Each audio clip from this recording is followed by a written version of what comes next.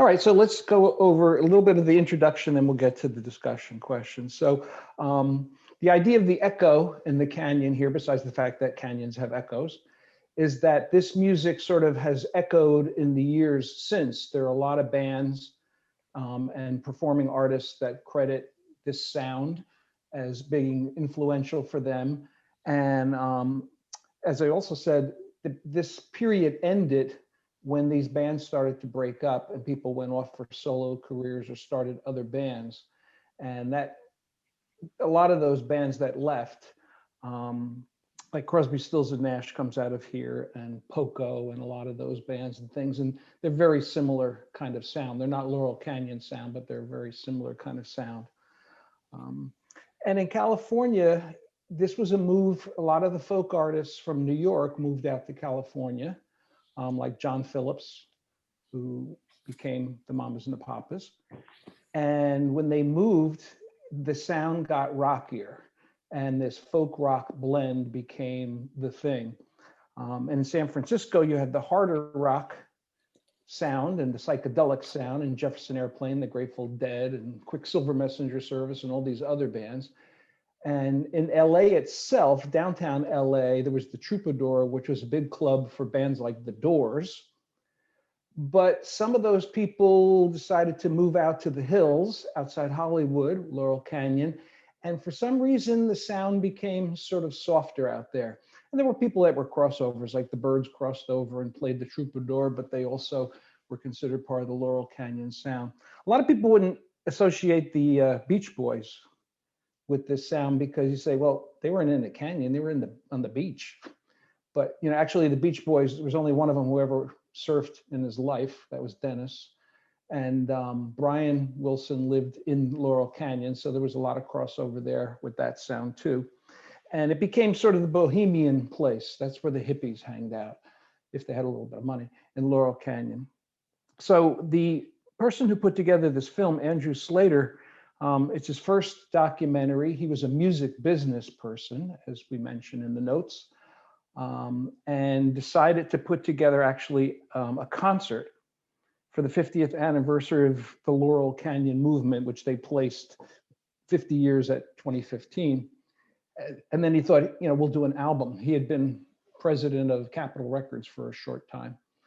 And so they were going to do an album. And then someone suggested along the way, why don't we just shoot the whole thing, film everything? They were going to do a concert film, was their first idea. And then they decided to go wider than that and film interviews with people and get archival footage and put together the film that you see. And he works with Jacob Dillon, who was Bob Dylan's son, who was a musician well before this. He had a band called the Wildflowers and was a sort of folk rock sound band. Obviously had some folk influence from Daddy at Home. But as I mentioned, even Bob Dylan, when he went from folk to electric, he got a lot of criticism for that. The folkies did not like when Dylan went electric. That's like a really famous era there. And some of the other folk artists who came from New York out to California were not happy that people were taking Pete Seeger songs and turning them into the Byrds songs and things like that. They didn't like that turn, turn, turn and that kind of thing. So it wasn't, everybody's cup of tea, but it became a very popular form. I mentioned the two Mamas and Papas songs, California Dreamin' and 12:30, which is subtitled Young Girls Are Coming to the Canyon, as sort of like good theme songs for this movie, because that was the whole thing. Depending on your age, I thought going to California had to be the thing that you wanted to do. I wanted to drive to California, go out to California, that kind of thing. I never did make it until it was kind of all over. But that was the thing. People go to California and flowers in your hair and the summer of love and all of that. I think that Jacob Dillon has a bigger influence on this film than it might seem from the credits. I think he's really co-directing the movie, although he doesn't get credit as a co-director. I think he's pushing a lot of the decisions on who to talk to, and he's the on-screen interviewer. He doesn't go off screen. He's not hidden away. He's on screen. He's a character in the film. And of course, he does all the musical performances too. Okay, so any general reactions, and I'd be curious, was this music that meant something to you during that time? Is this music you avoided? Did you love this music? Did you not like this music? And I'm gonna go across the top unless Jill corrects me, and Maria would be first at the top with Joyce on deck. Okay, so this is my kind of music, definitely folk rock. And I took notes because I love doing that, you know, and good poetry on the radio. What a great description of this kind of music. Beautiful sounds, but also poetry put to music, which is why I loved it. At first, I was annoyed with Mr. Dillon because I thought, oh God, here we go, Dillon's kid, blah, blah, blah. But by the time we were done, I loved his sound. I loved all the up and coming, I don't know. I didn't know many of these by as much as I knew the older guys, but they were wonderful. It was really very entertaining. So I loved all of it. I thought this was a great documentary. I thought it was put together well. I learned a lot of things I didn't know. And I was happy to hear everything that they had to sing and most of what they had to say. Okay. Joyce? So I watched it twice, but the second time I fast forwarded past Dillon and just watched the old people. By that, I don't mean old in age. What? You mean you fast forwarded through the musical performances or any time? Yeah, I watched the music. I watched everything the first time, but then this has always been my problem. I always know all the words to the songs and walk around singing them all the time. I never know who the singers are. You say Neil Young to me, I know the name, but I could never tell you what he's saying. I could do the Beatles and the Rolling Stones, and that's about where I stop. I don't know why. It was just always a thing where I couldn't identify them. I actually took iPhone pictures of them yesterday on the screen. So I go, oh, this is this one, this is that one, you know. I didn't think Dillon was much of an interviewer. I think I felt like he was a bystander. I think maybe he asked them more questions off the screen because they were answering questions that didn't exist from Dillon. It would be the screen would go on to one of them. They'd be talking, and Dillon would be and he was a little morose. I thought he didn't really laugh very much or smile much at all. I thought that was interesting. I love the movie in general. It's not a criticism. It's just, you know, what I observed. I was a little upset that Bob Dylan wasn't mentioned. I mean, who could be more poetic than Bob Dylan? I mean, his words and songs are so meaningful, but I don't know if that's because he figured, oh, well, I'm like Jacob Dylan, so I'm going to have to mention my father. So I think there was one brief mention at the very beginning, if I'm not mistaken, or something. And and the other guy, the guy who made the movie with him, what's his name again? Slater, Andrew Slater. Slater. He didn't appear very much at all, did he? He was just on a couple of times. No. Love all the music. Love seeing people like Brian Wilson because he's really gone through a lot in his life. So to kind of see him very young and then old and all that stuff. I mean, it was good. Okay. Mark? Mark, yeah. Yeah. I've seen this movie twice. When it first came out, I guess, I don't know, it was a couple of years ago.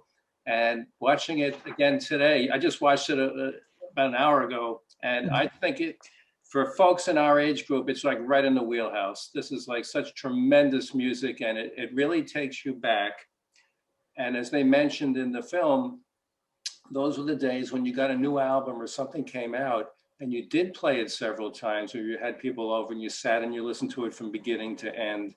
And the impact that it had on many of our lives is really a core theme.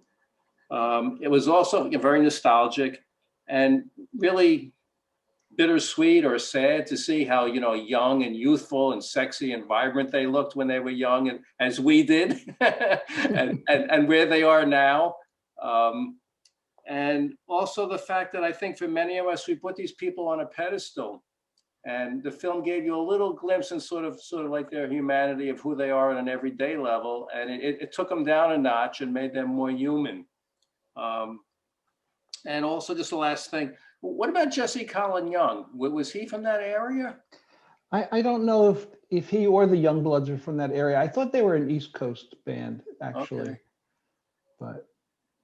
But how enjoyable. And I guess, you know, we're dinosaurs and we think that was great because that's our era. And I wonder if younger people today were exposed to that, would they feel the same enthusiasm and relevancy, and would it resonate with them? Because it doesn't get that really kind of exposure these days. One of the last tours that Crosby, Stills, Nash and Young did, they were at the Meadowlands, and I knew someone who worked there, and they gave me a couple tickets to go to the show.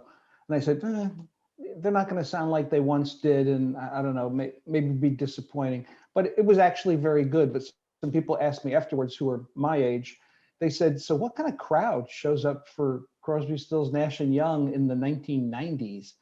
And I said, the air was a mixture of pot and rubbing liniment, like Ben Gay. And it was a very mixed crowd. There were some young kids who picked up on it. When I taught middle school and high school, there were always kids who discovered like their parents' record albums. And they would say, oh, Mr. Ronquist, have you ever heard of the Byrds? Like, yes, I saw the Byrds many times. And they're like, oh man, they're so good. And you know, that guy from there, he went into the band Crosby. Yes, I know. I saw Stills and Nash at William Patterson a few years ago, and they were tremendous. They were really could hold it together, and they were good. The voices are there. You know, they got the wrinkles and stuff like that. Maybe they don't hit the high notes as much, but the melody, the rhythm, it works. They're still good. We saw Graham Nash at Wellmont not too long ago, maybe a couple of years before BP, before the pandemic. I think Nash has held it together the best of the crew. Stills, I think something's going on with him. He seems a little lost there. Well, he divorced his wife in Hawaii and moved in with someone in New York. And he played in Morristown about a year or so ago. The voice was there. It was a very enjoyable show. Well, he did recently an album with Judy Collins, and it was very good. But that's, you know, on record, so it's a little easier to polish up. I think Stan is next, or Jen. Who did you say, Jill? Jennifer had her hand up, and then we can go to Stan. Okay. Okay, I was just going to say that I really enjoyed the movie. The music had me rocking and popping, and it was real good. I had my earplugs. Yeah. You just muted yourself, Jen, somehow. I think you touched your plugs or something, and you're muted. Sorry, that was me. You're Oh, good. Oh, okay. Jill, how could you do that? I know. Sorry. Jill's such a I was censor. trying to clear the road for you. But Now I want to know what Sorry about Jennifer said that she censored you. But anyway, it really had me rocking and popping, and it was real good. And I actually do know a lot of the words to the songs, and it was real good.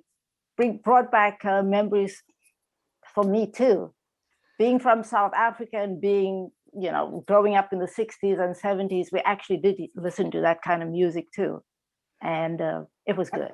I think with all these documentaries, you know, so definitely with the Sam Cooke for me, there were songs that even though they didn't play a lot of them, they just played little clips and things like that, you know, you said, oh, that's a Sam Cooke song too. Oh, I didn't remember or realize that was a Sam Cooke song.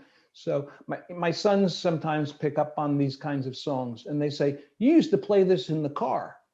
Like when we were little, driving us to preschool and stuff. And they said, yep, I played this song a lot. So, okay, who's up? Stan? Yeah, I really liked it a lot. And I had a different reaction. I like Dillon as an interviewer because he let the people talk, and he didn't interrupt anybody. And I thought the more they saw that he was going to let them talk, the more interesting they became. So I thought that was great. Mhm. And I was very encouraged when I saw how everybody looked many years later, because I said, they don't look that much better than I do. So I felt very good about that. They made me feel good about, Mhm. you know, where I am. And as far as their albums, I have a lot of their vinyl still here. When we moved, I got rid of too much vinyl, but I still have the Beach Boys. We made a point to see as many of these acts or bands as possible over the last 25 years.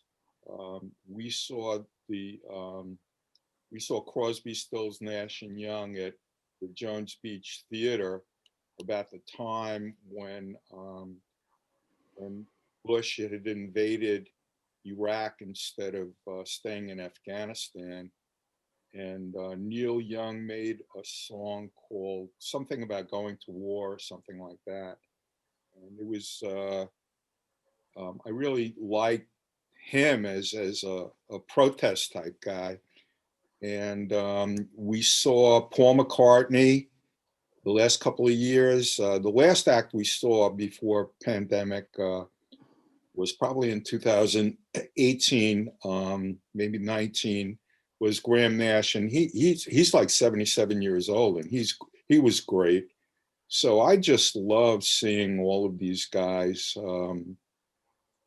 and placing them at different venues and concerts, and remembering the Beach Boys doing In My Room.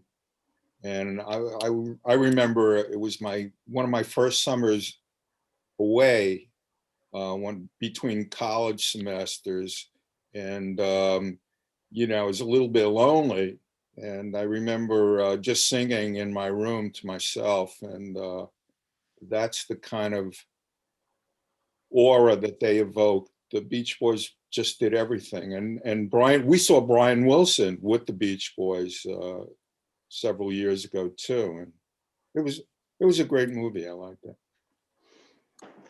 Anyone else on general comments? Carolyn, maybe?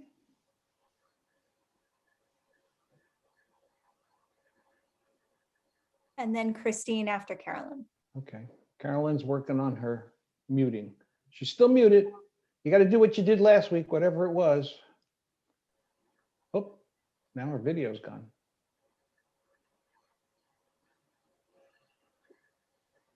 Let's go to Christine first and then Okay. wait for Carolyn to come back. Okay.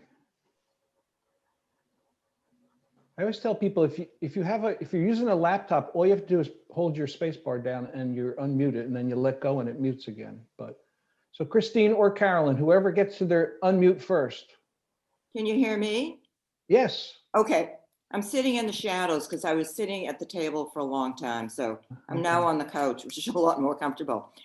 A number of things come to me. First of all, I love everybody's comments because we're all approximately the same age, and it is looking back. I found it very nostalgic, and I did have that feeling at the end, oh, wouldn't I love to go back there for just, you know, a day or so. A couple things really struck me. Brian Wilson, I love the Beach Boys music, but I never paid that much attention. And I was really taken by what one of the interviewees said that about Brian Wilson. He was a Mozart. He was had such a musical gift. The Mamas and the Papas, I still remember my daughter when she was about 4 years old, standing singing Monday Morning. I mean, so we played that album a lot. I love seeing Jackson Browne, but I really felt that Jackson Browne kind of felt like he kind of missed out on that whole thing. You know, he kept talking about, I don't know if it was Stephen Stills or who it was, that you know, I see him and he's getting all these girls and I'm not getting any of these girls kind of thing. I think Jackson Browne is more of the echo from the Canyon, not really a Canyon person. Okay. Like Tom Petty at the beginning. Tom Petty Right. is not that period, but obviously influenced by him. I'm a Tom Petty fan. I love seeing Tom Petty. And then talking about Dillon, the dad, we used to go to the Newport Folk Festival every year. And I still remember when Dillon came out with his group and he went electric and everybody was like, oh my God, how can you do that? 1965. Yep. Yeah, That's it. Dillon goes electric. Yeah. Okay, Carolyn, you look like you're live with us now. Yeah, I think I'm here. I loved it. I absolutely adored the movie. And it just brought back so many memories for me. In 1966, I was a senior in college, and the mamas and the papas were playing in all the bars and everything. And I just loved them. And of course, the Beatles had started a little bit earlier than that, but the newer albums were coming out, and everyone had them blasting in the dorm. And then after I graduated in June of 1966, I went to California, and from here in Montclair, or for where I was in college, and the Beach Boys. Nothing like going to California when the Beach Boys are the hottest thing that you could possibly think of. I don't remember the Beach Boys before I got to California. I'm not sure about the dates on them, but it just brought back so many memories. And the Beatles, I was in California because I was training for Peace Corps, and I ended up in Jamaica, West Indies, and Kingston. And I can remember we would have parties sometimes with the volunteers. And when the new Beatles albums came out, oh my God, they would play them over and over and over and over and over again. You know, it was like the big thing if you could get one of those albums when they were just coming out. And I especially remember Sgt. Pepper. So I loved it. And funny enough, my brother, one of my brothers that's 11 years younger than I am, was here last night, and he was just talking about the movie like it was his time, and he's quite 11 years younger than I am, and he just loved it. And he's a big music fan and goes to all concerts. I can't claim to that, but I can claim to being able to mumble songs with records. Anyway, thank you. I loved it. You know, Ken, I don't know if this is true or not, but the feeling that it evokes in us when we hear that period, I wonder if 40 years from now, the kids, whatever they're listening to now, are they going to be evoked the same way? I mean, I think some of these people are transgenerational. I mean, I think there are young people now that know a lot of the Beatles songs and a lot of these songs. When you all of a sudden hear Monday, Monday, your brain goes blasted into another place. Yeah. And I wonder if that's going to happen with young people, if they're going to hear the people that they listen to now and go crazy. I don't know. I think That it's was a generational thing, though, that everybody believes like the music of their time is somehow better than everybody else's music. I mean, I grew up with my parents, my mother and father both loved big band.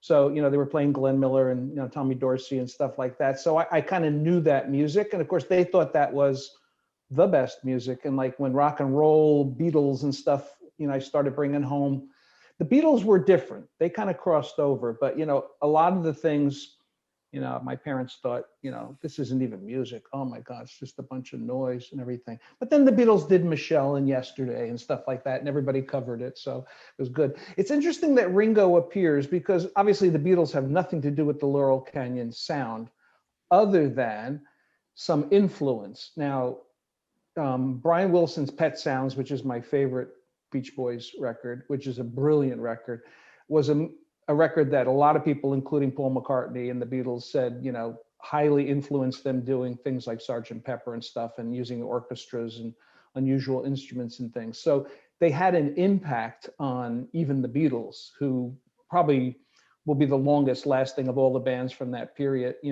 50 years from now, I'm sure the Beatles will still be played.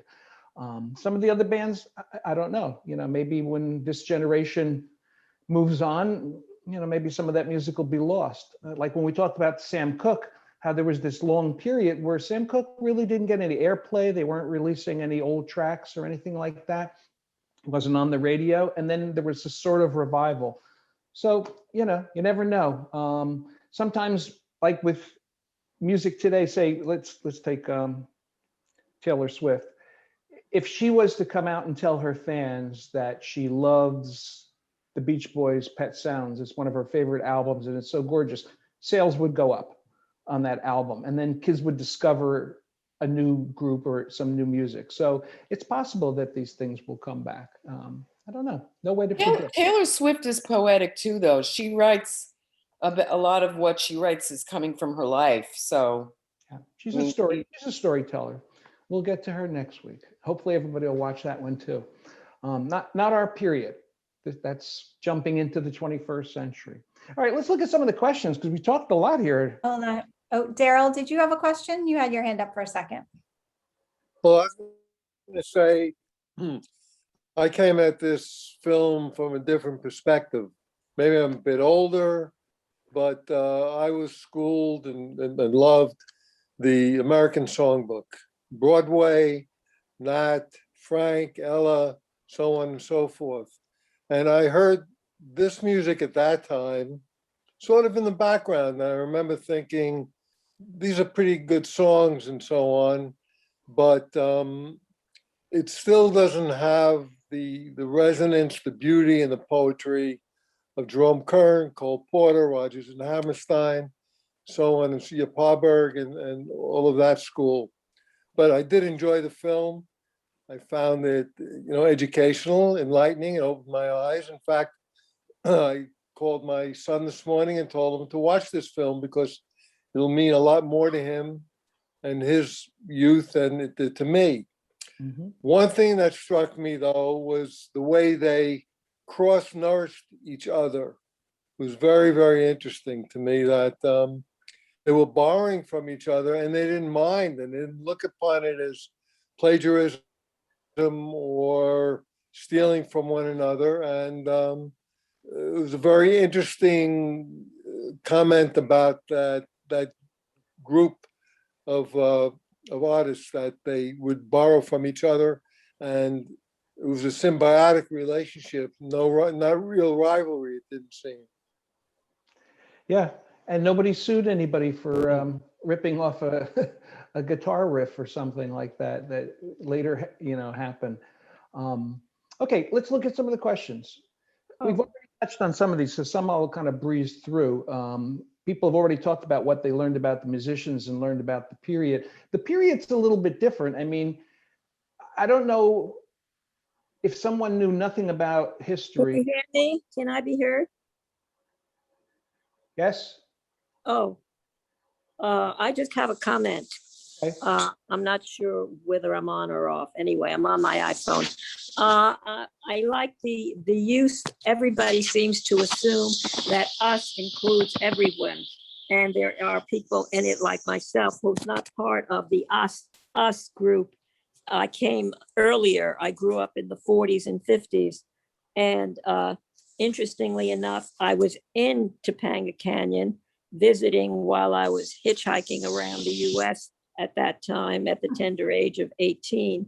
And I met Will Geer and the originators of that whole historic group that created that area to live in and where the music became so popular. And Pete Seeger was part of that group. So I just wanted to add that that period and that area was ubiquitous and well known to the folk group long before the Beach Boys and this whole group, which is, and by the way, they're all foreign to me. I didn't, of course, didn't grow up with them and I never embraced their music.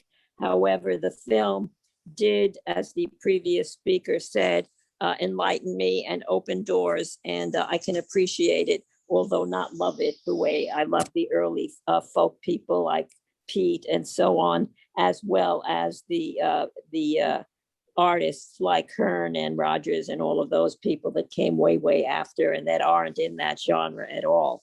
But thank you for opening me up to this area. Thank you so much. Okay. Well, as both those people said, one of the things about the Laurel Canyon sound, which is one of the questions here, is the fact that there was this sharing relationship. There was definitely a community of people. Now you had the New York folk scene, you know, the Greenwich Village folk scene was definitely that kind of community too. And there are other places like Chicago blues and that kind of thing. But, you know, lots of artists work in sort of isolation. They don't really have a community around them. Nashville is like perfect example of the country Nashville scene kind of thing. So I think that is part of the whole Laurel Canyon mystique. This second question here is really about Jakob Dillon. And some people have already talked about whether he was effective in both the roles that he has in there of being the narrator, we talked about that, or the questioner, but also the musical performances. Honestly, Jill and I, when we went through a long list of movies, we both said, well, I like this movie, but I'm not sure everybody will like it. And to me, the one flaw in the movie, and maybe it's not a flaw, was I thought it was two movies. There's a movie about the Laurel Canyon sound and those artists, and then there's this performance by Jakob Dillon and his friends of remakes of the songs.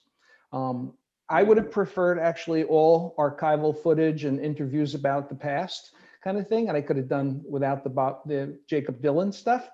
But you know, maybe that's what makes it for some people to hear it, and maybe for a younger audience, they would say, "Oh, I kind of like the remakes better than the originals. I like the way they redid it, and I like, you know, hearing Regina Spektor and, you know, people like that, and Cat Power and these other groups that they're more associated with." But I think he's a good musician, and I bought the album after I saw the movie, and I liked the cover versions and things. I just thought there was a kind of divide in the film between those two things, and the way they mixed it, maybe that's what got me. So another question is we touched on is that he avoids including his famous father, Jacob, along with the Beatles, who were influence on folk rock too. Do you think it was a choice to leave out Bob Dylan, like a conscious choice by Jacob to leave out Dylan and leave out the Beatles and leave out some of the big names from there? I see some heads nodding yes. But Mark?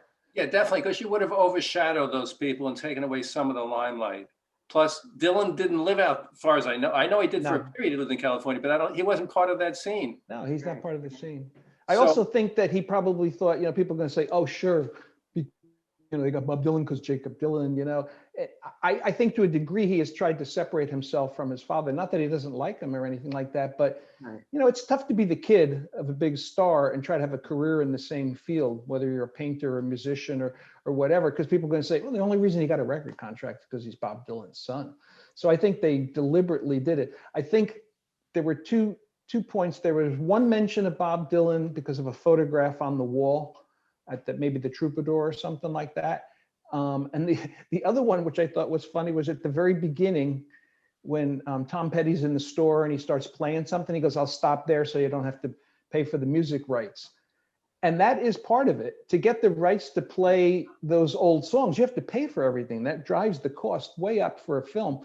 So remaking them was one way to reduce your cost for music rights and yet have fuller versions of some of those songs that they did.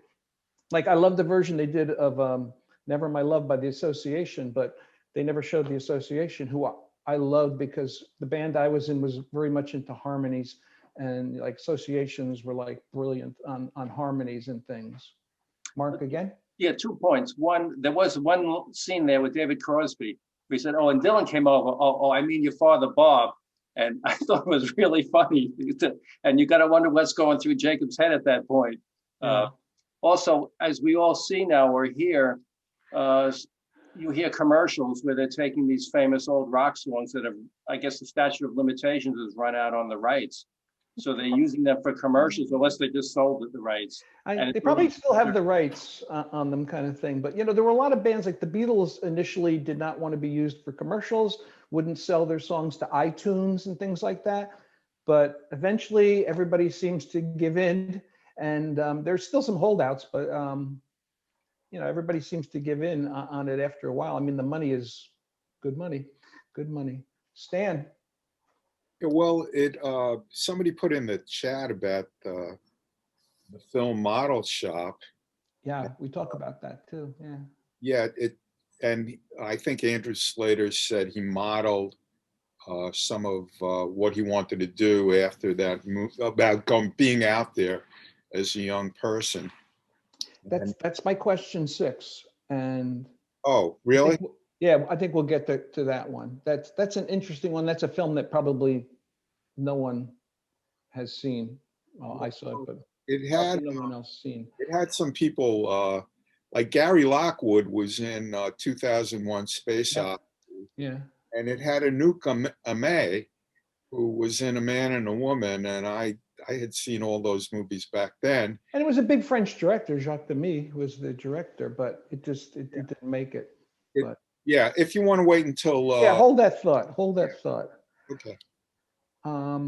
So question 4, how would you define the Laurel Canyon sound? What would you say is, if somebody said, so you watch this movie about Laurel Canyon and all the musicians, what's the Laurel Canyon sound? I'll start out by saying it's a mixture of folk and rock. That's certainly part of it, the folk rock sound. What else is it though? The one distinction they made in the movie, which I think was accurate, was that it was a group sound rather than an individual sound, which came later. Mm-hmm. So a lot of harmonies and group and sharing of the credit and songs. Not only group, but the harmonies, I think, is another thing. There was a lot of attention to vocals and harmonies. And I think Maria maybe mentioned that, you know, lyrics became very important because, you know, the folk movement, even if you include people like Simon and Garfunkel that are this period of time, but not part of Laurel Canyon, lyrics became like poetry, and people would write lyrics and want to see the lyrics on the back of the album and things like that. And it wasn't, you know, she loves you, yeah, yeah, yeah, kind of stuff. So people started to respect the lyrics.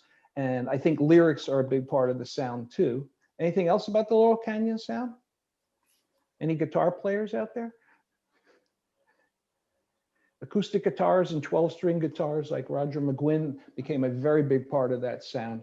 I bought a Rickenbacker guitar just because of the Byrds. Well, John Lennon had one too. But that's definitely a part of the sound. There's that jingle jangle is one of Bob Dylan's lines, the jingle jangle sound. And there is a kind of jingle jangle sound to the way the guitars are. And there was even like recording studios out there that specialized in putting together these bands. And there was a kind of, you know, a sound that you were going for, the way the songs were mixed, you know, and that kind of thing that was part of the Laurel Canyon sound. Did you see the guitar show at the Metropolitan Museum? Yeah. No. It was about, I think it was 2019, obviously not 2020. It was so crowded, it was unbelievable. It had everybody's guitar on display, and they labeled it and they said whose guitar it was. And I mean, it was packed. Was it enjoyable? Great, it was great. For those that the guy that I was with was from high school, who's still in the 60s, definitely has never left the 60s. He was dying. I mean, he was like, he was in hog heaven. Well, I'm a guitar player, but I actually say I'm a guitar owner because I'm not a great guitar player, even though I've been playing for a long time. And I've never understood the obsession with guitars. Like I know people who have 25, 30 guitars, and they're just like hanging on walls and things like that. And I'm like, you only need like a couple. I have 2, you know, I have 1 electric and 1 acoustic. That's all you need. But, you know, even if you go to Rock and Roll Hall of Fame or you go to the Hard Rock Cafe, they'll have like, you know, look, it's Eddie Van Halen's guitar. Yeah, okay. it never, I'd rather hear a song, but yeah, all right, it's his guitar, big deal. So, all right, question 5. what was there about the time and the small pocket of artists in the canyon that produced so much creativity? Like we said, there was a community there, but why? Why did this produce so much creative output? What was it? Marijuana. Yeah, the drugs. Drugs played a part. Drugs Yeah. played a part, no doubt about it, kind of thing. It's a good point. I didn't put that in my notes because I didn't know. Like-mindedness of people of the same age with the same interests and the cross-pollination. Mhm. And that, I don't know about everyone. I remember going to college and you would go over to the professor's house and smoke, and have wine. And it was a much more of a communal kind of thing. And this was taking it on another level, not educational, but musical. Mhm. So it was, you're saying it was part of the times. It was Yeah. what was going on in that time, plus Laurel Canyon. I mean, it was going on all across the country, but it wasn't happening maybe in Arkansas, right? I mean, there was something about Laurel Canyon and the times and those people. As they mentioned in the movie, like Paris in the 30s. And you've Mhm. always seen, whether it's writers or artists, kind of hanging out together. And I think this is just another example of it. Well, like I said, the people who went to Laurel Canyon instead of hanging out in LA and stuff tended to be kind of a bohemian group.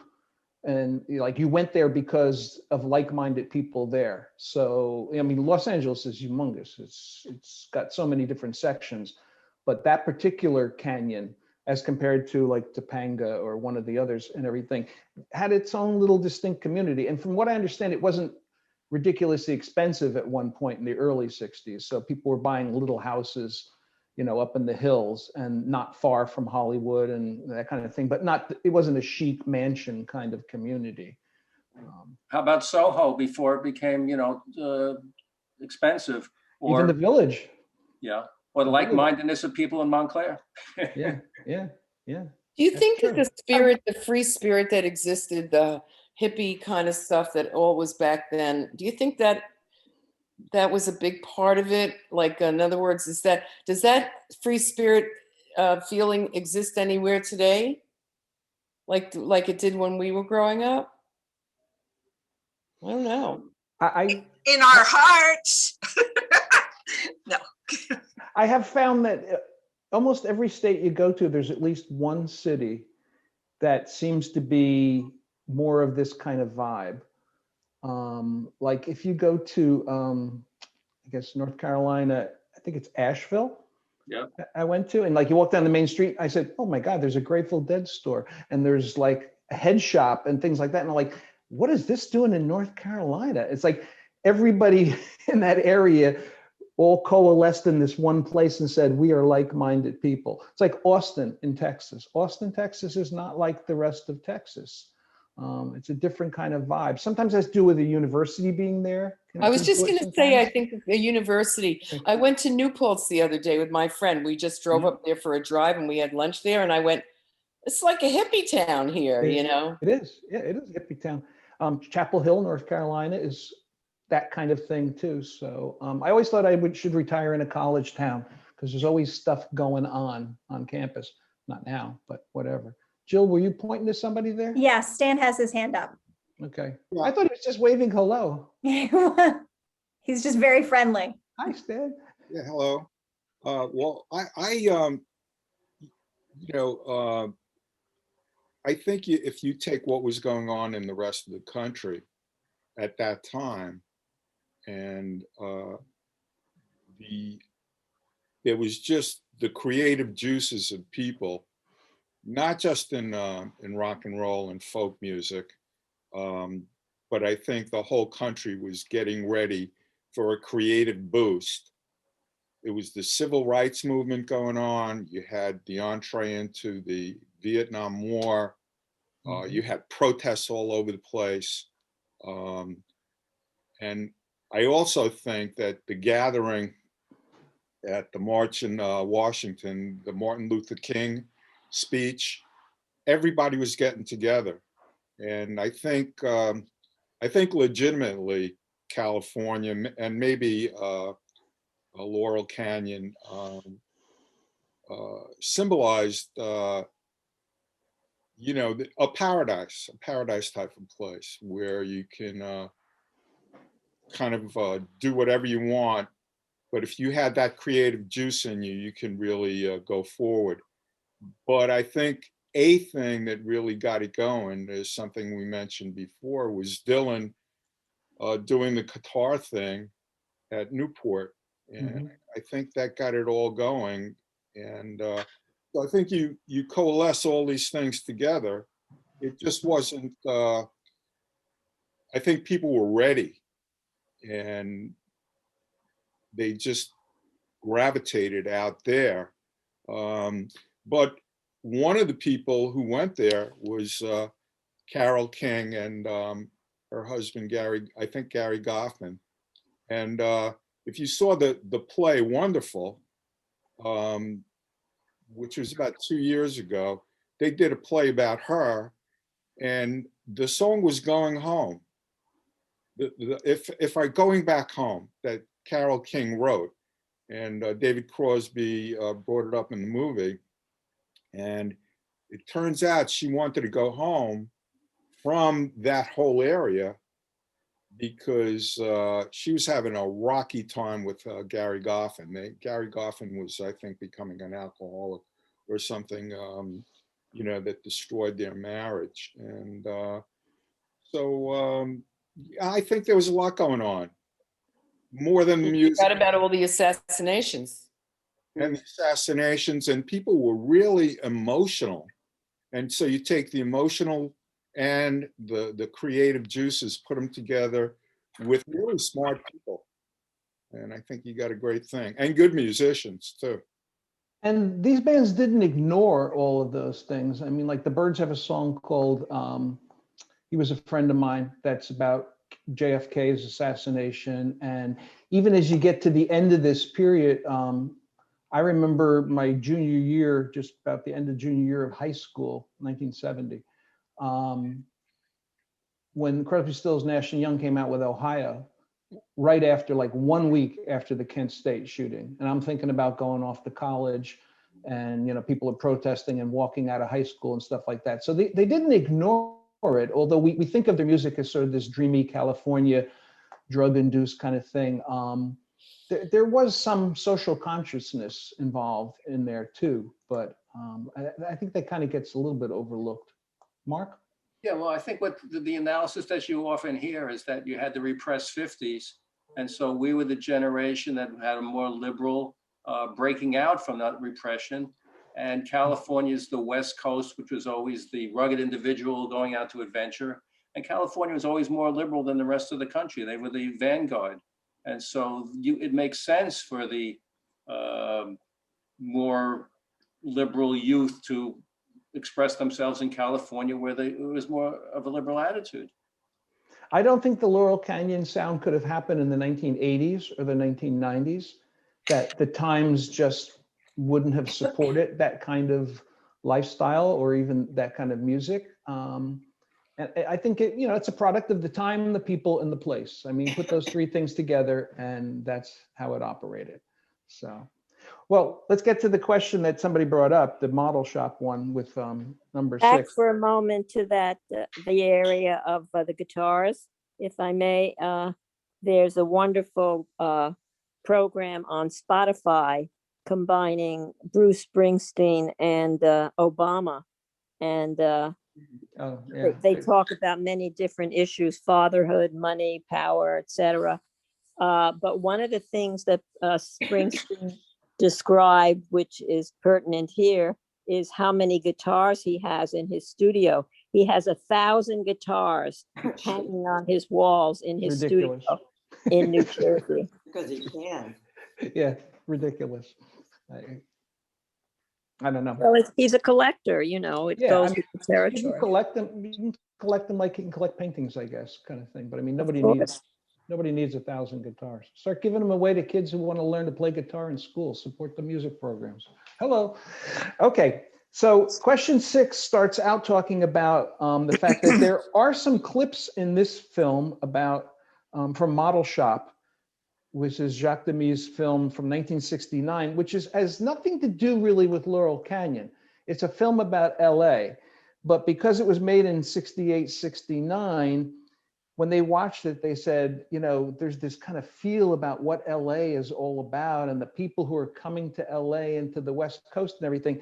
And that supposedly inspired Slater and Jacob Dillon to sort of go for that feeling and use the film as a kind of model. I mean, if you watch the film, you're not going to see anything about Laurel Canyon or the music or anything like that. It's not about that at all. It did not do well. But it also points to the fact that this is 1969. Some people point to that as kind of the end of this era because this is when the Manson murders occur, which were in the Benedict Canyon, which is not that far away. And people started to think about, you know, it was the end of the 60s and the end of this era, and the 70s would be something else. I mentioned Quentin Tarantino's film Once Upon a Time in Hollywood is set in the LA location in 1969 too. And that's a much more cynical look at what's going on in California. The other film that I think kind of points to this was Easy Rider, which used a lot of the music of the period. And when it came out, if you saw Easy Rider, and I bet a lot of us saw Easy Rider, you know, it seemed kind of idyllic and they're on the road and, you know, meeting these hippies and everything. And the ending is a shocker ending where they die, they're shot, they're killed. Mhm. And people are like, whoa, it's the end of an era. It's, you know, the 60s are over kind of thing. So is there a kind of nostalgia, I ask, for a lost time that infuses this film for better or worse? Does the film, especially with the ending, if you know that Buffalo Springfield song, Expecting to Fly, attempt to make this brief period seem to be some kind of golden age for rock and roll? I mean, it's a short period of time. And I don't know. I mean, I feel that way, that the question, my answer would be yes, but you may not agree. Is there a kind of nostalgia even by these younger people like Jacob Dillon, that this is like some golden period that we'll never touch again? I see a thumbs up from Raymond, who's not talking to us today, but Mark is raising his hand. Mark and then Christine. Okay. I mean, maybe I'm biased and wrong, but it was a Renaissance era for that type of music, and the scope, the breadth, the material. I don't think we've seen that since. I mean, like I say, I'm biased. I don't listen to most of the music today, nor do we have the access to it that we had then. But just the sheer vastness of the material, I think it was a Renaissance period for rock music, soft rock. Do I have to unmute? Who was Christine? Yeah. the Am I muted? Do I have to unmute? Nope, you're on. Okay. Well, my take on that is that it wouldn't have happened if we hadn't had the folk. You know, folk was so big earlier, and I think it also, a lot of it had to do with just that whole California mystique. I mean, here we are on the East Coast. It can be pretty nice, you know, in the summer and the fall, but in the winter, you know, you look out there and you see people, you know, very relaxed, easygoing. But the other thing is Vietnam. When we finally came through that, we were much more skeptical. You know, it would have been pretty difficult to pull a California dreaming out of what was going on then. We were much more realistic, I think, by the time we got through that. So it's a wonderful time to look back on. But as people have pointed out, I mean, Vietnam and assassinations, it wasn't all, you know, shining, glowing, rose-colored glasses, you know, kind of thing. There were some bad things that happened during that period of time. But the music, I think the music, when it didn't address that, kind of helped people get through the time. Right. You know? I mean, I got a lot of pleasure out of listening to that music, even if things were sort of terrible around us. Right. Oh, well, it helped you escape. Yeah. If nothing else. But now we look at places like Portland and Austin, which are huge music scenes, but we also realize that there's other stuff going on in Portland and in Austin that, so it doesn't have quite the same kind of glow about it that Laurel Canyon had. I kind of missed not seeing Joni Mitchell. Yeah. I think she would have been a good addition to it. Yeah, that was my next question alludes to her. Just gonna say one thing about this and then we can move on to that. The film ends with them doing a version of the Buffalo Springfield song, Expecting to Fly, which is a very orchestral song. It's not like any of the other folk rock stuff, obviously clearly influenced by Pet Sounds and things like that. And it was, Neil Young's song about leaving the band. He was going to leave the band and go off on his own kind of thing. And I think they use it as a closer because it's like, now we move on to another period of history and music, and it's not going to be like this at all. It might be better, but it's not going to be like this at all. This period is over. It will never be reproduced. And they kind of end with that image. So I think that's interesting. I just want to say one thing briefly, that there was the collectiveness that you didn't, there was a sense we were kind of all in it together, even though we weren't. That if you were in that club, the way we all dressed alike, there was a sense of unity, even if it was a false one.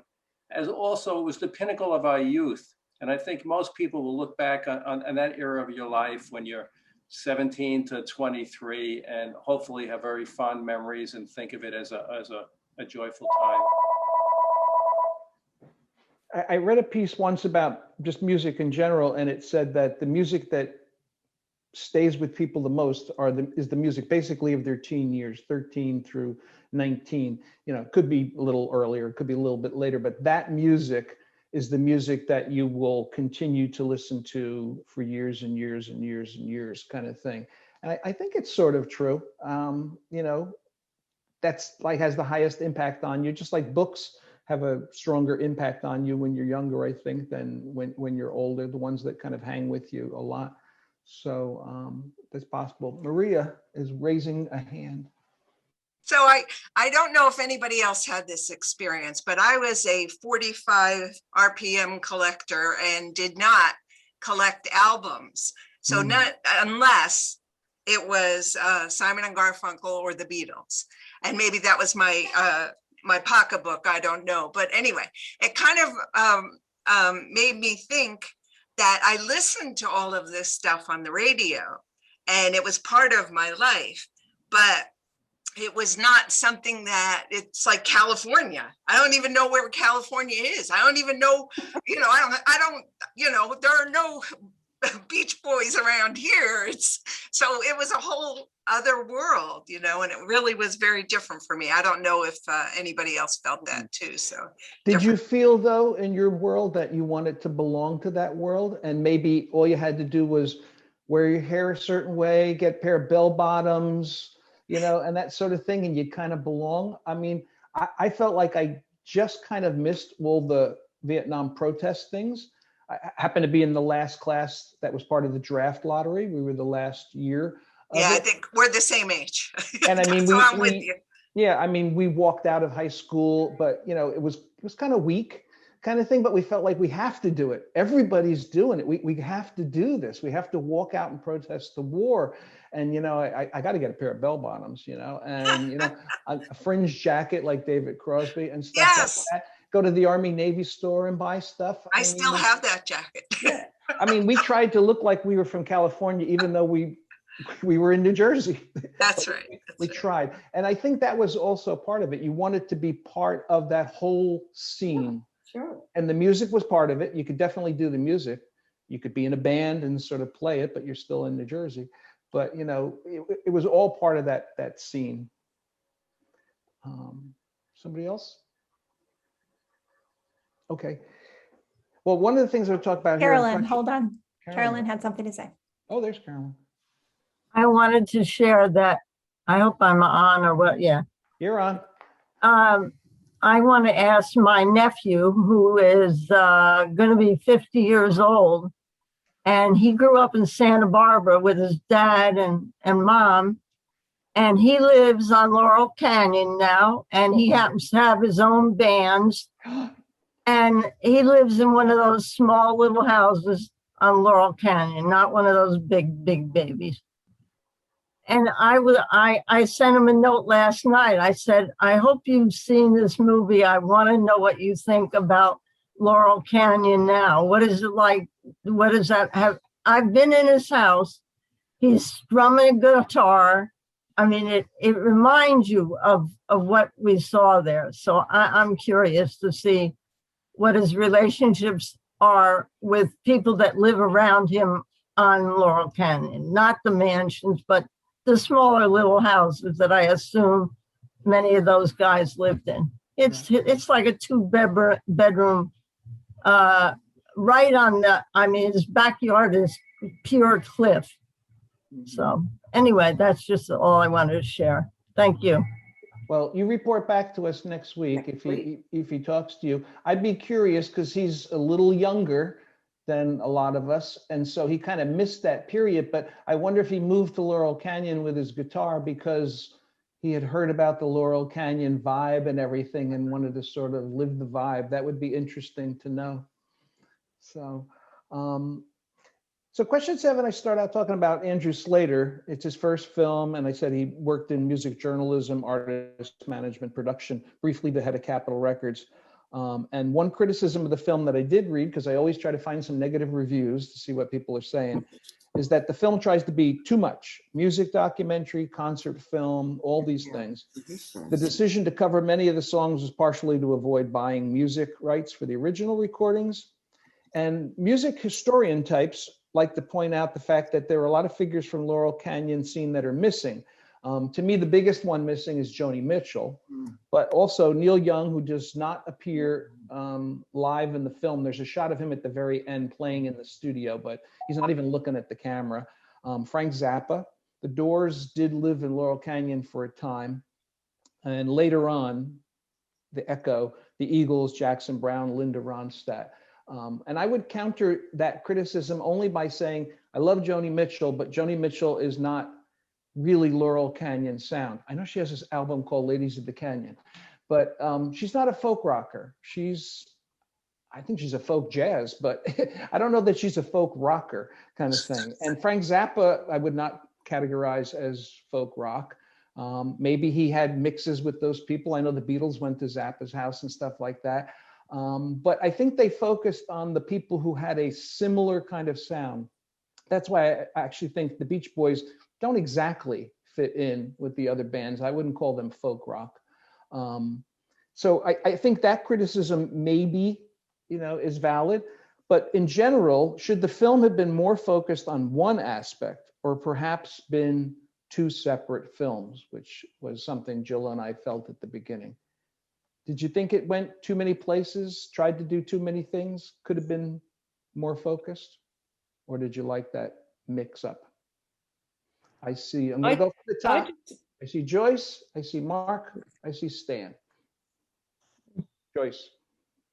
I was just gonna say, I didn't really need the Dillon thing. I didn't need it. I guess that's because it's a product of my age, I just needed the old stuff. I didn't care about rehearing the remix or anything like that. I mean, when I read about the initial idea for the film was to do a concert and film it and do an album to go with it, I thought they did that. And then maybe they thought, not enough. What else could we do? And they decided to do this film. So I think it may have been like sort of an afterthought to do that. Or maybe they didn't have enough archival footage and stuff to make a film just about that period. But, yeah, I agree. I think it could be two films. But other people. Mark? No, well, I'm always loyal to the original artist. So when I see a remake of someone else singing someone else's song, it just doesn't do it for me. But I guess they were trying to introduce that music to a younger audience. It wasn't just old people there. Yeah. So, but I had no trouble with the film. I think there was enough, it was long enough and covered enough material, it had a breadth that it was fine. It didn't bother me in any way. Well, even Carole King, somebody mentioned Carole King. she's not really that sound, even though she lived in Laurel Canyon. Actually, I met her at a party in West Orange, New Jersey. So, and Pleasant Valley Sunday, which she wrote with her husband Jerry, is about West Orange. Recently, you met her or a long time ago? Long time ago. when And you know, was she working- wrote Locomotion for her babysitter. I believe it. Kind of Yeah, thing. little Eva, wasn't it Little Eva? Little Eva. She was yeah. her babysitter in West Orange. And, you know, the song Going Back that someone mentioned that she wrote, I knew that as a Byrds song. I didn't think of it as a Carole King song. The Byrds did the version that I knew. And then later on, when you looked at the label, I said, oh, Carole King wrote that too. She wrote a lot of songs. Did you think of Up So, on the but- Roof as Carole King? That I know, that I know. I was shocked when I found out that she wrote that. Yeah, and that's another one. When I saw the play on Broadway, beautiful, you hear all these songs, you go, that was Carole King too? Wow, she did a lot of songs. It wasn't just because every girl I knew in college in 1971 had a copy of Tapestry and Cat Stevens. There's the two albums guaranteed. Every girl had in her dorm room those two albums. I had them too. But you didn't want to go out with a woman if she didn't have those. Well, believe me, I learned on the acoustic guitar a number of Cat Stevens songs, so it was a good thing to know. Anyone else on the focus or two films? Stan? Regarding getting back to restoring the look of the canyon, it was so easy to do that. All you had to do was go down to the village and buy a pair of handmade leather slippers and a Greek bag, and you looked like any of the canyons, any kind of hippie, if you wanted to be identified in that particular persona, which I love doing. Okay. Yeah, well, I thought I thought the focus was fine. I like the idea of passing the baton on to the next generation. I'd never seen Fiona Apple, and Cat Power. I don't even. Yeah, I have a cat at home, and I'm just Cat Power. She's very assertive, so I'm. You know, it's like she's a namesake. But anyway, I think I kind of like the fact that it was maybe two films, and I like seeing I like seeing Jacob Dillon. I never saw him before. The person who I think gets little mention is Roger McGuinn, who was interviewed quite a bit, and his humility just stood out. He seemed like a really nice guy who was also very creative. And the one thing I wanted to mention, when Outpost in the Burbs comes back again after the pandemic, I've seen Richie Furay there. I saw Poco at SOPAC in South Orange.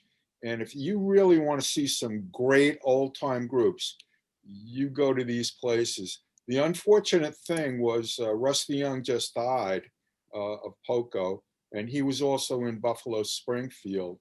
And we've got a lot of good music around our area. I can't wait from that era. I can't wait to go back there again. Maria? So I think I said this before, but I like the younger group. In fact, Nora Jones, Ravi Shankar's daughter, is kind of a little connection to the Beatles there.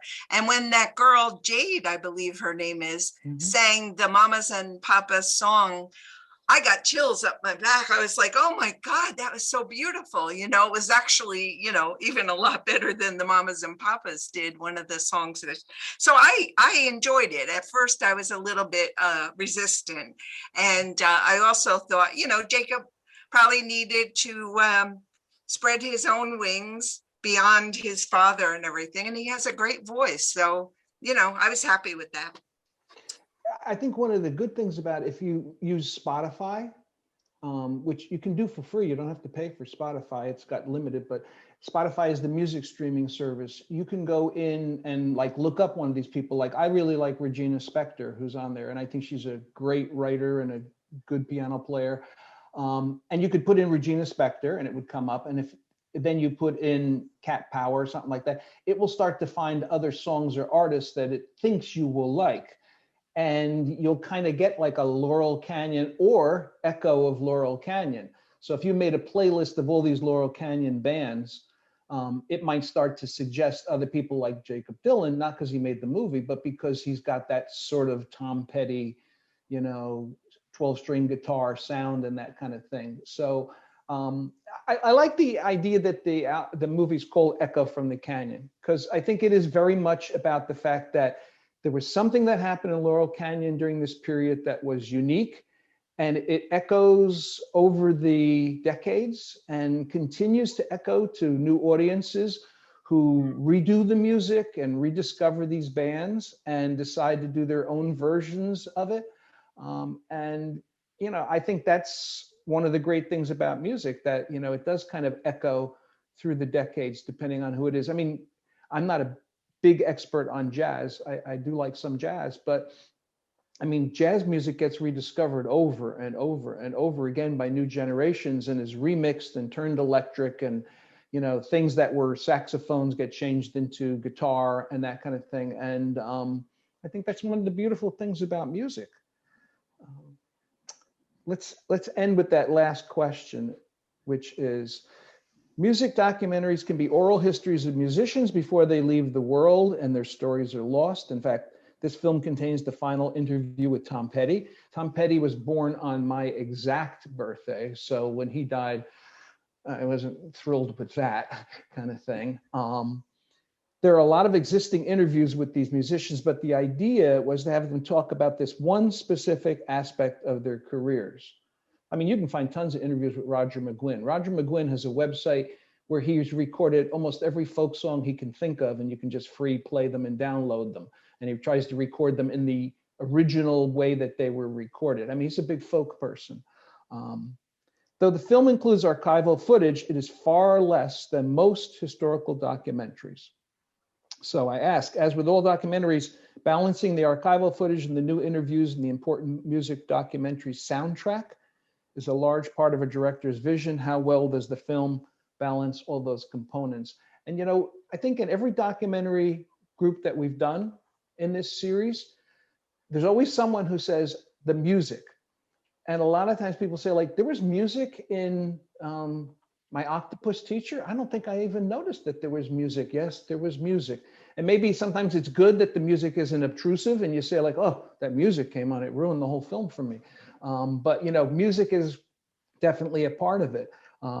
So in this film, it kind of relates to the earlier question, that the mixing of all these elements, was it well mixed? That you got to give credit to the director. I mean, also the editor, but probably the editor working with the director. Was it a good mix in there? And of course, in the music industry, when you're recording, the mix is the whole thing. I have a friend that's a recording engineer. It all comes down to the mix. They can do a lot of things in the studio to change the sound. So any last thoughts about the way this is mixed? The film mix? Otherwise, I'm going to throw in one little favorite moment here. I mean, I've been a David Crosby fan for a long time, but he has screwed things up a lot in his life. And I love the fact, my favorite quote from David Crosby in this was, he goes, the reason the Byrds broke up is because I was an asshole. But he retracted it. He went back and he said, I wasn't really an asshole. But if you read about it, I mean, he was. I mean, he was horrible kind of thing. And he did the same kind of thing with Crosby, Stills and Nash and things like that. I mean, just caused all kinds of problems and everything. But I love his music. And I loved his solo albums, Topanga Canyon, mentioned in that one. That's one of his. And I love Crosby, Nash and everything. But, these weren't all good boys and girls. I was also surprised that Michelle Phillips comes off a little slutty. Not afraid to talk about all the affairs that she was having. Not sure how relevant that was to the Laurel Canyon sound, but maybe that was something that held the community together. I don't know. We know that Judy Collins was hanging out and Stephen Stills wrote Sweet Judy Blue Eyes for her. So, you know. He said he had a major crush on her. Oh, God, yeah. They went out for a long time. And everybody dated Joni Mitchell at some point, I think. Well, Graham Nash and Judy Collins were a thing too. Yeah. And Joni. Joni wrote a couple songs about Graham Nash. For Free is about him. It was Joni Mitchell, you're right.